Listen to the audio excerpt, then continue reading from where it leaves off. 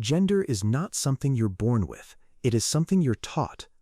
This is John Money, professor of medical psychology at Johns Hopkins University, 1966. And he walked into the most ethically compromised case in the history of human science, convinced that he held the answer to one of the oldest questions in psychology. He was about to get the chance to prove it, not in a lab, not in a controlled study, on a child, a real child, named Bruce Reimer, 8 months old, who had just suffered a catastrophic accident during a routine circumcision. The procedure had destroyed his genitalia. His parents had no idea what to do. They found John Money, and Money told them exactly what they needed to hear, that the child was not damaged, that he could be made whole, that with the right intervention, Bruce could be raised as a girl and become one. He was certain, to understand what Money believed, you have to understand what he had already built. By 1966, John Money had spent over a decade constructing a theory that would reshape gender medicine. He coined the term gender role, the idea that masculine and feminine behavior were not products of biology, but of socialization, what your parents called you, what toys they gave you, what clothes you wore, what the world reflected back. His research with intersex patients, children born with ambiguous genitalia, had suggested that children who were surgically assigned a sex at birth and raised accordingly would grow up to identify with that assigned gender, provided the intervention happened early enough, before the age of 2. Money called this the psychosexual neutrality model. The window was narrow. The surgery had to happen. The parents had to commit. And the child could never ever know. His theory was not fringe. It was not underground. It was published, cited, and taught in medical schools across the world. Johns Hopkins was the most prestigious medical institution in America. And John Money had just been handed something extraordinary. A child with documented normal male biology at birth, who could be surgically reassigned, raised as a girl, and compared, year by year, to his identical twin brother. This was the perfect experiment, and John Money believed it would prove everything. Brenda Reimer was, by every published account John Money provided, a perfectly adjusted girl. Money met with the Reimer family annually, and published his findings in academic papers and books. The case became the centerpiece of his 1972 book, co-authored with Anki Earhart, required reading in psychology programs across the United States.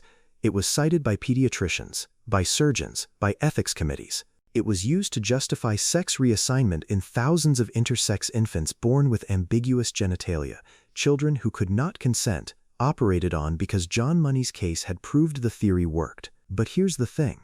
The Reimers were not saying what Money was reporting. Janet Reimer, Bruce's mother, later described a child who refused to wear dresses, tore off ribbons, fought other children, and screamed at the idea of playing with dolls. A child who would sit in the bathroom and try to urinate standing up. A child who looked in the mirror and told her mother, "I'm a boy, I don't care what anyone says." Money knew.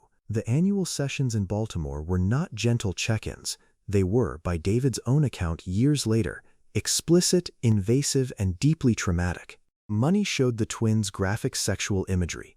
He instructed them to engage in simulated sexual postures with each other, to reinforce gender identity, he explained. He photographed the sessions. He published none of this. What appeared in academic literature was a curated version, careful selections, optimistic framings, language that described Brenda's adjustment as broadly positive with minor developmental concerns that would resolve in time. The data told a different story.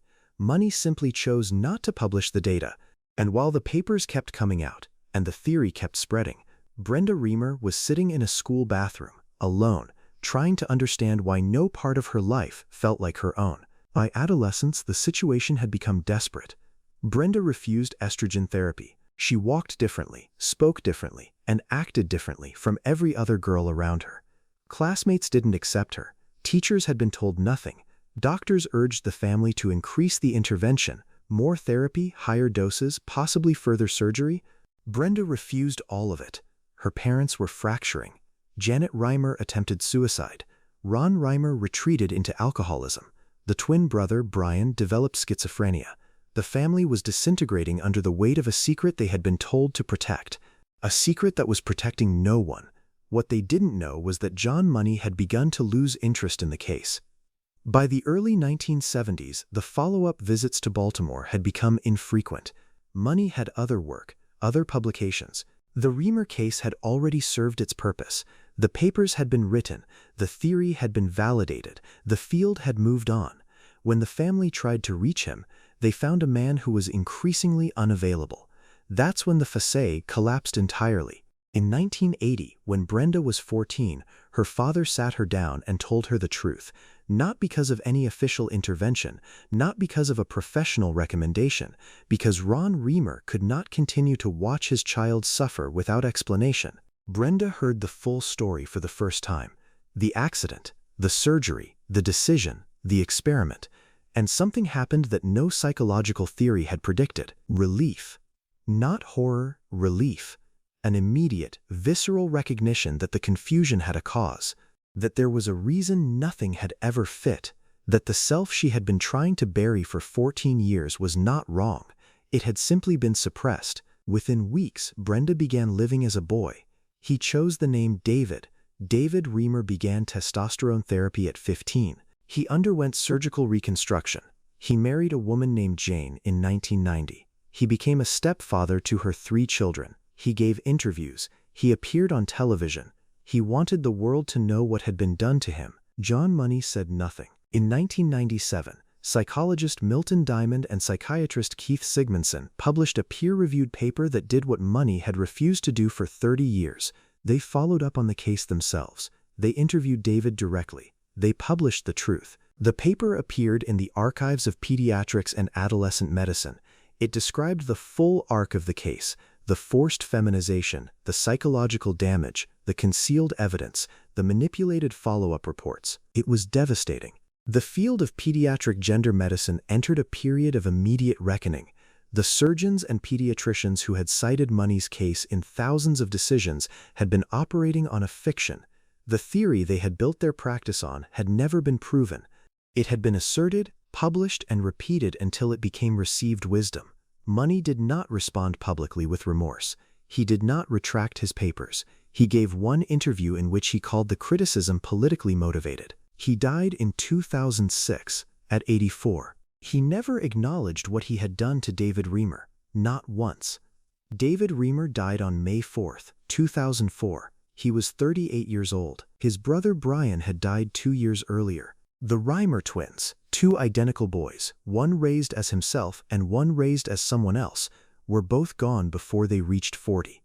The verdict from history is not ambiguous. John Money was not a man who made an honest mistake under difficult scientific conditions. He was a man who observed his experiment failing and chose to keep publishing it as a success. For decades, while citing it, while other children were operated on because of it, while the Reimer family suffered in silence behind a lie he had constructed for them. The field of psychology has since produced substantial evidence that gender identity has deep neurological and biological components, that Money's theory of psychosexual neutrality was not a simplification but a fundamental error. The research he suppressed has been replicated by independent teams across multiple decades, but the evidence was always there. In the Reimer household, in the bathroom where a child sat, certain of something no one would confirm. What David Reimer knew at age 7, John Money refused to accept at 74. The most dangerous thing in science is not ignorance, it is certainty in the wrong direction, and the power to make others pay for it.